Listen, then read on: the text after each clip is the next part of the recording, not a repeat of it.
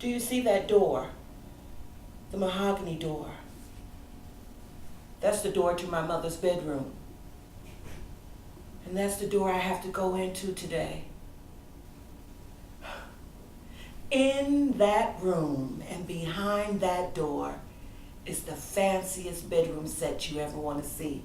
I mean, my mother's headboard is wood carved like peacock feathers. And the feet of her bed is like bird claws holding a round marble ball. And there's a vanity with a huge mirror and wood carved peacock feathers holding it all together. And on that vanity is all of her jewelry, her pins, her earrings, and lavender perfume. My mother loved lavender perfume. She would spray herself with that lavender perfume and dust herself with talcum powder. And my brother and I, we would run all the way around her trying to catch that mist so we can smell just like her.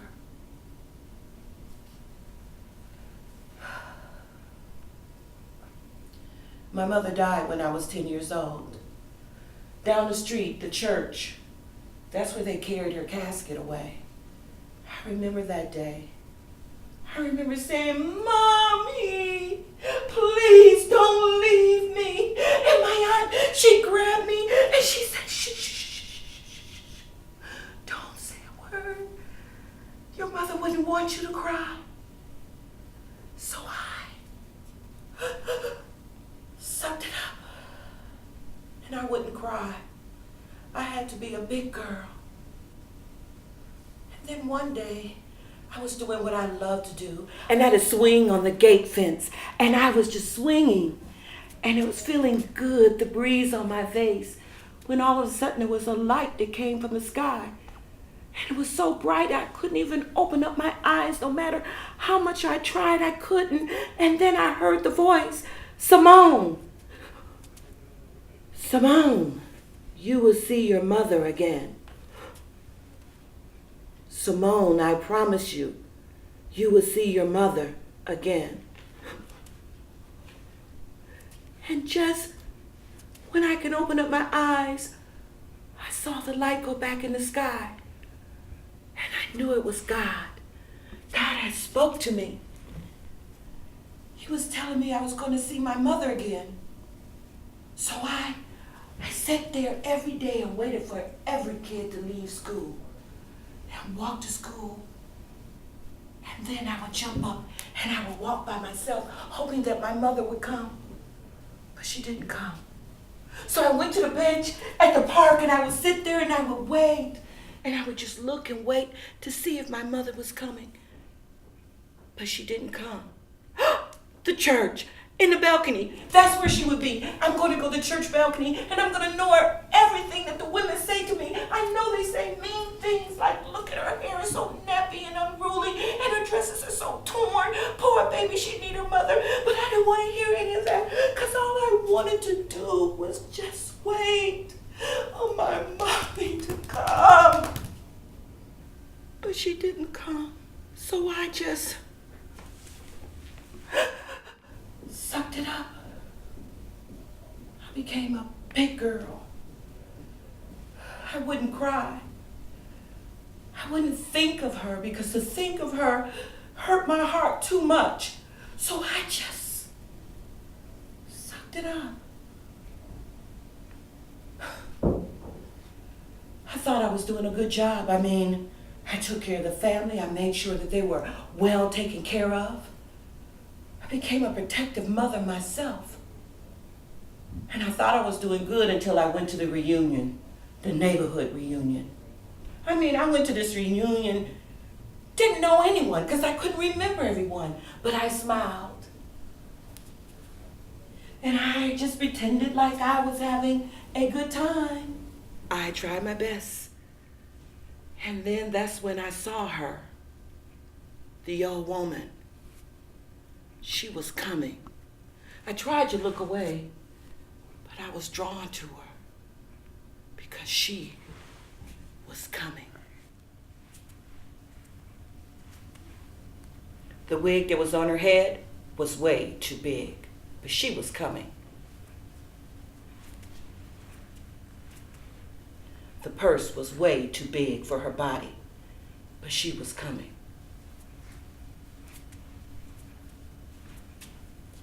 Then she sat down.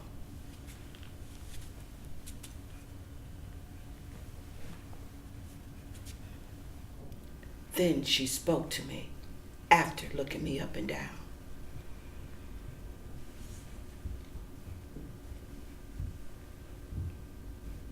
I know you must be afraid. Excuse me? Are you talking to me? Mm-hmm. I know you must be afraid of the curse. The curse that says there's no one in your family, no woman, would live to see the age of 50. That's what they tell me. Now, of course, I don't pass no bad news. No, I don't. I sat there just wondering who would put a curse on my family. And then I watched that old woman get up and leave just like the same way she came. Who would put a curse on my family? And that's the reason why I'm here at this house. I had to come back because in my heart, I know that my mother would tell me, or she would have left a clue for me to let me know about a curse. So I came back here trying my best, trying to remember her, trying to think of something. I'm like, if I go through this door, maybe if I see some of her dresses, then I can remember something about my mother that would help me. All I remember is just maybe one dress, the orange color dress. I remember she was talking to a group of her friends at my house. 2 ladies was visiting, and my mother had 2 big boxes that was sitting on the table. And one of the ladies said, Selma, you mean to tell me that there is something in that box that's going to help us to go to that church down the street? Come on now, girl. Oh, just wait till you see what's in my box. Selma, I have to agree. I can't imagine what would be in that box that would change people's mind and let everybody of color go to that church. What could be in that box? My mother took the top off of that box, and she pulled out the brightest orange dress that you ever want to see. Selma, that is the brightest orange dress I think I have ever seen. Oh, yes, it's bright for a reason. Then my mother pulled out an orange, yellow, and green jacket, the same length as the dress. It was bright. Selma, that is really a bright dress. Then my mother opened the top to the second box, and she pulled out a big orange hat and placed it on her head. Oh, Selma girl, you are bright, really, really bright. What color the shoes gonna be? Tell me what color the shoes gonna be. Oh, I don't know what color the shoes gonna be, but I know that they're going to be bright. Because when I go to that church on Sunday, I am not going to sit in the back row. I am not going to sit in the middle row. I'm going to walk right up front, and I'm going to sit in the front row and let everybody see all the color they need to see that day. And that's exactly what my mother did. My mother went to that church, and let me tell you, the preacher came right after and said, I hope you're coming back again. And my mother said, I'm going to be back again. And I'm bringing the Coopers, the Nashes, and I'm bringing the Garcias. And every Sunday we would walk right to that church, and we would be with my mother, who became the president of the ladies club. She came over the Sunday school class. She taught the vacation Bible school class. And then on Wednesday, we would go to the PTA, because she was president of the PTA class. Didn't matter if you had kids or not. You just wanted to be with my mother. And that's the reason why I have to go in this door to remember her. Because there's so many things I don't understand. Like the day before my birthday party, I had on a pink dress. Mommy, I love my pink dress. My pink dress is so cute. We look just alike. You have on a pink, and I have on pink, but I don't have pearls like you. Oh, you got me pearls? Oh, Mommy, oh, the pearls are so pretty. Now we look just alike. We're going downtown.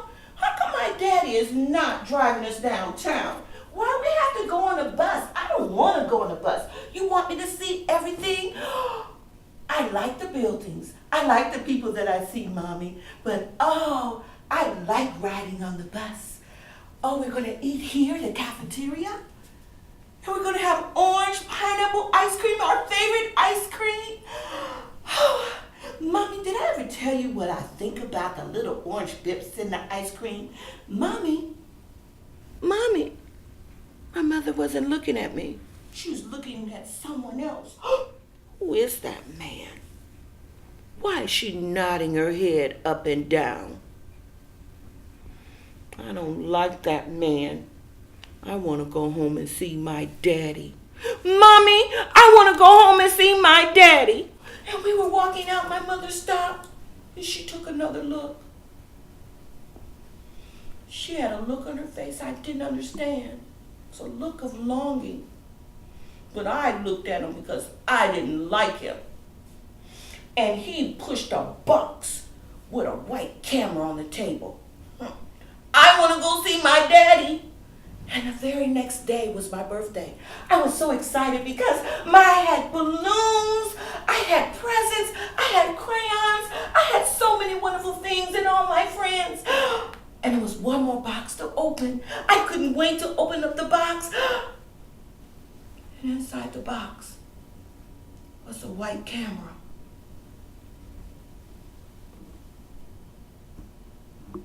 Who is that man? I cannot tell you how many times I have asked that question. Who was that man? I want to know, who was that man and why or what happened that a curse would be put on my family? I mean, why would my mother marry a man that was almost 50 years older than her? There are so many questions that I would like to ask her, but I would never be able to do that because of the pink floral dress and the pink robe. I would never forget the night that she wore that. She was in the living room and sitting by herself in a big chair, and I was all the way back in the kitchen, and there was a single light hanging over our head. I had just finished doing the dishes when I looked down at my mother. She looked like my mother, and then again, she didn't look like my mother. Her long curly hair was now short in little braids all over her head. And her nice voluptuous body was now lost in that big fluffy robe. But I heard her call me. Yes, Mommy. Mommy, do you need anything? Is there anything that I can get you? What do you want, Mommy? No, I don't know why we're here by ourselves tonight. You want me to come closer? Okay. Yes, Mommy. Simone, you know Mommy has been very, very sick. You know, the last time I was in the hospital, I heard the nurses say, we're going to lose her. She is not going to make it. Oh, Mommy, please don't say any more. And I laid on that bed, and the room became so dark. But at the end of the table was a light. And I followed that light all the way up. And that's where I saw Jesus. He had his hands reached out to me, telling me to come. But I told him no. I have to say goodbye to my little girl. So I told him, please, not now. Not now. I want to tell my little girl that I love her. Simone, I wanted to tell you that I love you, Mommy. And when I saw Jesus, he turned into a dove. And that dove flew towards me. entered into my head. And I heard the nurse say, she's going to make it. She is going to live. Simone, Jesus, let me come back to tell you that I love you. Oh, Mommy. Oh, Mommy. And I need you to do me a favor. I need you not to forget that your mother loves you. Promise me, Simone, that you will not forget that I love you.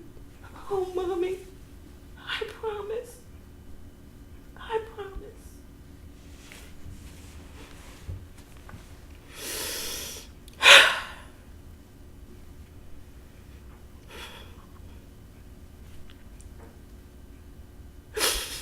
But I forgot that my mother loved me. I put her out of my mind because to think of her hurt my heart. So I forgot about her. And that's the reason why I'm here. I'm here to open up this door and see if there's a clue, address, or something. And I need to take you with me. I need you to go with me through this door. Oh my gosh. Do you smell lavender? I smell lavender. Oh, that can't be. No.